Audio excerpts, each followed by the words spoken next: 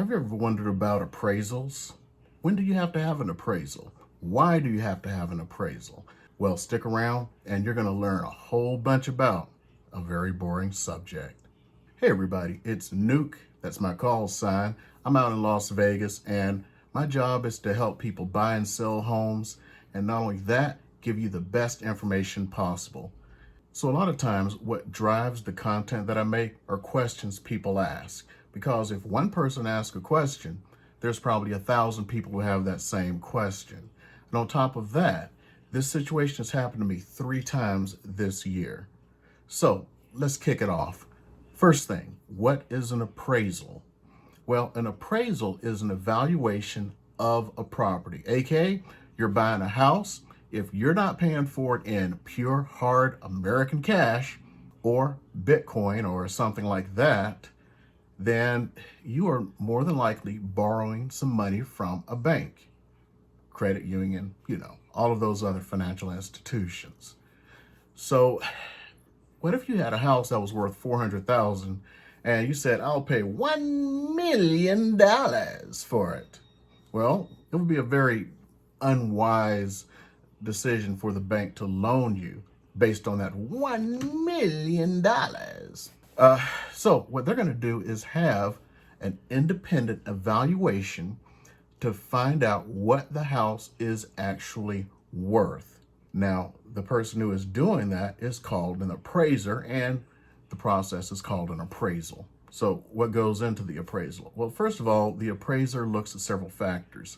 Number one, all of the homes that just recently sold. 2, they take into account how fast the market is moving, the velocity of the market.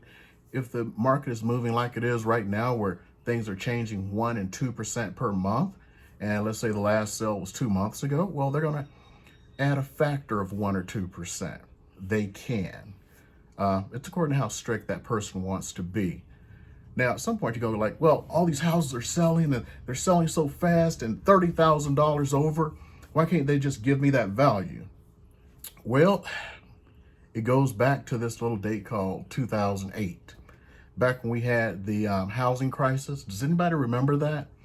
Well, a lot of laws came into effect, and with these laws came a lot of new responsibilities. First of all, it's not easy to be an appraiser anymore. It was easier in the past, but because of the 2008 financial crisis, the CFPB and all these other things came into being, and now being an appraiser is a very hard thing. They have to go through a lot of training. And after the training, they have to intern/apprentice with someone. And that time may not be paid. So, and it is a long apprenticeship. So because of that, there are very few appraisers now. On top of that, because of liability issues, they're not going to stick their necks out for you.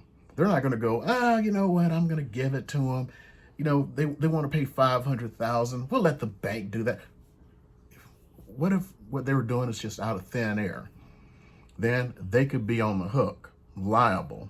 So the appraiser is not trying to screw you. They're just trying to do their job. And the job is based upon the science of the appraisal, which is the past sales plus the current market. Now, they can take some things into account, like people are paying way more right now. They actually can take that into account and kind of future pace it a little bit of finesse. Now, when does an appraisal have to happen? Does it have to happen on every loan? Well, no. Case in point, like I said, because this came up 3 times this year, 2 of my listings had a very high down payment, about 50%. And on the third, I was actually representing a buyer who was putting down a significant amount of money. Now, as you know, the market is moving very fast. So we all hear it. We're paying over what the list price is. And this buyer was paying over list price. So, well, do we have to have an appraisal? The individual wondered if the amount that they bid over the list price, do they have to pay? Well, guess what? They didn't. Do you know why? There was no appraisal. So let's talk about that.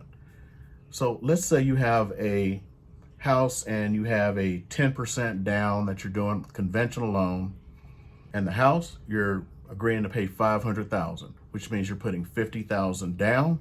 The bank is loaning you $450,000.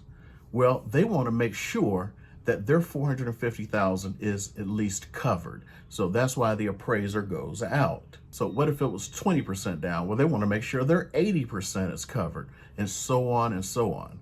But the big thing is the threshold happens to be about that 80% loan to value. So what does that mean? Well, that theoretical $500,000 house, as long as it is worth 400,000 or more, they know that they're covered. That if you were to default, they could sell it, and at the very least, they're going to get 400,000 out of it. And that's what they're looking for, to get their money back. Well, if you put a significant amount of down payment, unless you did agree to buy a $400,000 house for $1 million, they're going to get their money back. So they're happy. So they can apply, and usually without asking, for an appraisal waiver. Now, there are some other things into it, because let's say if it's an older house and, the sellers, moved in 20 years ago, you don't know what the condition is. So what they do is, if the house has changed hands within the last 4 years, normally, and you're putting down a significant amount and they get to determine that, they'll just use a little desktop system and go like, we're covered, and then they're good. And that's why it's like, hey, a person has a question, somebody else has it. So what can you do in a case where an appraisal comes in low? And let's say, theoretically, you were trying to buy a $500,000 house, you bid 30,000 over, which is about the norm, or more, probably more like 50,000 if it's a really great house, and the appraisal comes back at 525. Well, more than likely, most sellers are not going to accept your offer unless you had an appraisal waiver in there or agree to cover the appraisal gap. Now, does that mean you actually have to come up off the money? If you look, there's a lot of houses, about every week, about 200 to 300 that come on the market. I'd say about half of those are where the appraisal came in low. The person may have agreed to pay the difference, but they were crossing their little fingers, hoping that the appraisal would come in. And when it doesn't, they just bounce. So what does that mean for you as a buyer? Well, you may or may not get your money back.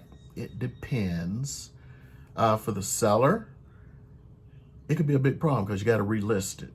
And now somebody's going to ask the question, why did the house come back on the market? Was there an inspection issue or something like that? And that's why you need to really vet all of your offers. One of the ways you vet the offer is your real estate agent needs to reach out, contact the lender, and see how solid the individual is. Next, they need to actually check the buyer's financials. It's easy for me to say, I'll pay you $50,000 over. Let's see, closing costs, according to the lender, can be $5,000 to $10,000. I'll get into that one another time. But so let's say it's $10,000 on that $500,000 house. So which means you had to have $60,000 in your pocket. Well, in this case, $35,000, because it came in at $525,000.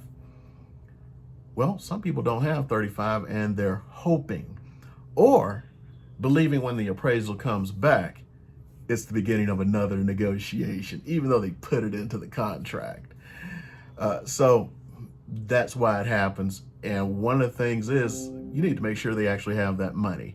So your real estate agent should also check their funds. In other words, they need to provide bank statements that say they have that $35,000, or at the time of them putting in the offer, because you don't know what the appraisal is going to come back at, you need to make sure they have $60,000. If they don't have $60,000, you may want to consider another offer. So there's so many things to consider when you're buying or selling a house as to the price. Somebody may offer you $1 million, but if your house is not worth that, there can be issues in the future. And one of the issues you have to worry about is, I have some more videos here for you to watch. And if you believe I've given you just a little bit of value today, I would appreciate it if you were to hit that like button, subscribe if you haven't, and leave a comment. I try to answer as many as I can.